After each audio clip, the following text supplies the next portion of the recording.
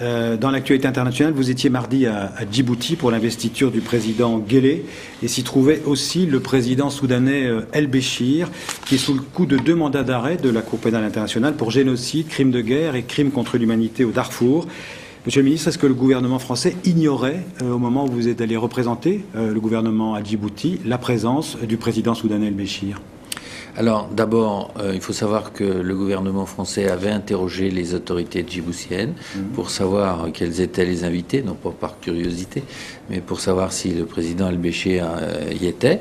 Et la réponse qui nous a été faite ne pouvait pas laisser penser qu'il était effectivement présent. Donc vous ne le saviez pas au moment où vous êtes arrivé à Djibouti ? Au moment où, non pas où je suis arrivé à Djibouti, mais au moment où je suis arrivé au dîner donné par le président de Djibouti la veille de la cérémonie de son investiture, je ne le savais pas.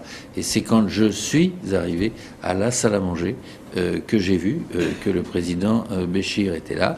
Et j'ai donc demandé instantanément au protocole djiboutien de bien vouloir faire le nécessaire pour que je ne sois en aucune manière à proximité de lui. Donc j'ai été placé, tout à fait, à la table du Premier ministre de Djibouti, et je n'ai à aucun moment eu un contact avec le président Béchir, pas plus le lendemain, lors de la cérémonie d'investiture. Il est clair que si nous l'avions su, nous aurions demandé quand même un peu plus d'explications d'abord aux autorités djiboutiennes et deuxièmement, le gouvernement français aurait dit s'il convenait dans ces conditions de rester ou de partir. Est-ce que vous considérez que dans cette affaire, la France, vous en l'occurrence, mais la France s'est faite piéger par les autorités djiboutiennes, première chose. Et deuxième chose, est-ce qu'après le dîner, vous êtes allé voir vos homologues, vos interlocuteurs djiboutiens pour leur dire un peu ce que vous pensiez ? La France, bien évidemment, a effectué auprès des autorités djiboutiennes